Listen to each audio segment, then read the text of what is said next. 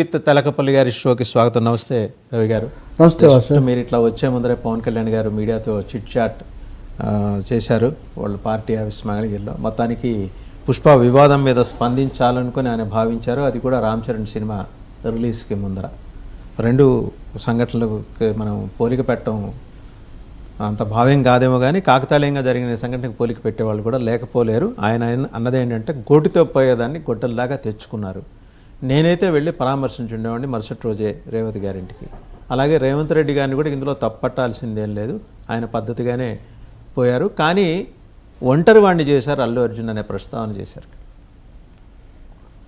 ఇవన్నీ మూడు రకాలైనటువంటి విషయాలు. మొదటిది, అల్లు అర్జున్ శృతి మించి వ్యవహరించారనడంలో ఏం సందేహం లేదు. హద్దు మీరిన విజయగర్వం అని నేను ఎక్కడో చేసిన కామెంట్ అది పెద్ద ట్రెండింగ్ అయిపోయింది. ఇదంతా కూడా అంటే నేను చెప్పిందానని కాదు, అందరి మనసులో ఉన్నటువంటి భావాన్ని అది ప్రతిబింబించింది. కాబట్టి యంగ్ హీరో చాలా హైట్ ఆఫ్ హిస్ సక్సెస్లో ఉన్నాడని అనుకున్నప్పటికీ కూడా ఆ రెండోసారి ఆయన ముఖ్యమంత్రి మీద మాట్లాడిన తర్వాత ఇంకెవ్వరు ఆయనతో ఉన్నవాళ్ళు లేరు. ఇప్పుడు పరిశ్రమలో కూడా మీరు చూస్తే ఇప్పుడు చాలామంది మాట్లాడుతున్నారు, దాన్ని మళ్ళీ మనం మాట్లాడవచ్చు. కానీ అందువల్ల ఇంకోటేమో మీడియాలో కొంతమంది అత్యుత్సాహంతో ఇదిగో చిరంజీవి బయలుదేరాడు అదిగో అని అనడమే కానీ చిరంజీవి కానీ పవన్ కళ్యాణ్ కానీ బహిరంగంగా ఏమీ సంఘీభావం కానీ అది తెలిపిందేం లేదు.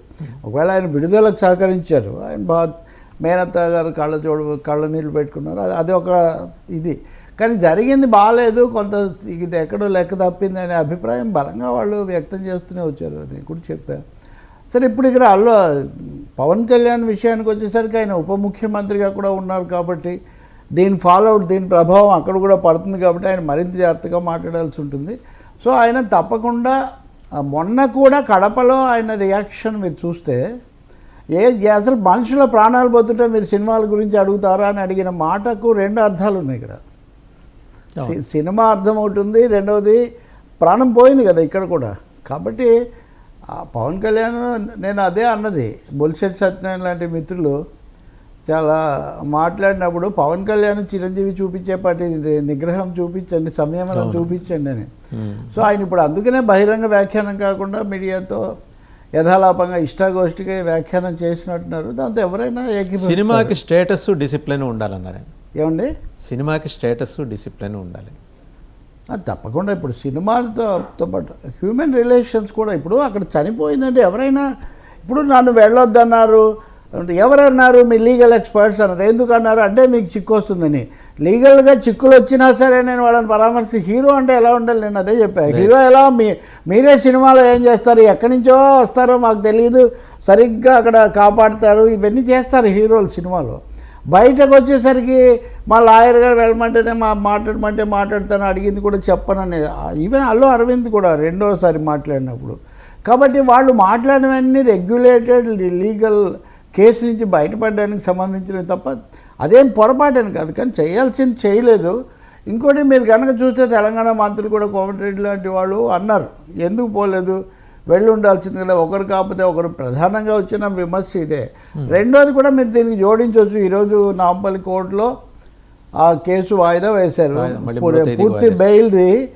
కానీ ఆ సందర్భంగా సంజయ్ థియేటర్ యాజమాన్యం ఇచ్చిన దాంట్లో మేము చేయాల్సినంత మేము చేసాము, వాళ్ళు వినలేదని. అంటే ఇప్పుడు పోలీసులు చెప్పినట్టే థియేటర్ యాజమాన్యం చెప్పిన ప్రకారం చూస్తే అది మొత్తం టీం అల్లు అర్జున్, అది బౌన్సర్లా ఇంకొకరు అక్కడికి అది చేరుతుంది. సో పవన్ కళ్యాణ్ సంజయ్ థియేటర్ యాజమాన్యం మెల్లమెల్లగా ఆ ఇష్యూ నుంచి తప్పించుకునే ప్రయత్నం చేస్తుంది. మరి ఇది ఒక సినిమా కోసం వాళ్ళు ఎన్ని డబ్బులు వస్తాయి, వాళ్ళకి ఎక్కువ ఏం రావు, ఇవన్నీ వీళ్ళకి వెళ్తాయి. కానీ కాబట్టి వాళ్ళు థియేటర్కే ఎందుకు మూసేయకూడదు అన్నప్పుడు వాళ్ళు మేము ఆ పాత్ర ఎగ్జిబిటర్ పాయింట్ ఆఫ్ వ్యూలో వాళ్ళు మాట్లాడతారు కదా. ఖచ్చితంగా ఇందులో ఎవరిదేమీ తప్పని లేదు. ఇక్కడ హీరోగా దీని మొత్తానికి సారథ్యం వహించింది అనేక విషయాల్లో అల్లు అర్జున్. వచ్చిన తొక్కిసలాటకు కూడా ఆయన రావడం కొంత కారణం అవడం ఇది. ఎన్డీఏ కూటమి పవన్ కళ్యాణ్ బాధ్యతగానే ఆయన స్పందించాలనుకోవాలి. రెండోది తన స్వభావాన్ని కూడా నేను 2-3 చోట్ల చెప్పాను.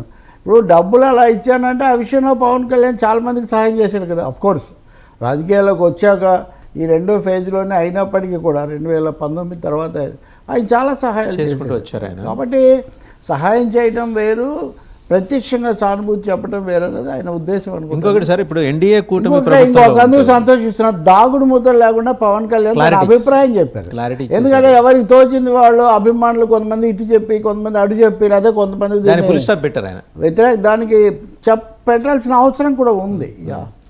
ఇప్పుడు ఆయన డిప్యూటీ చీఫ్ మినిస్టర్ ఎన్డీఏ కూటమి ప్రభుత్వంలో ఓ కాంగ్రెస్ ముఖ్యమంత్రిని ప్రశంసించారు.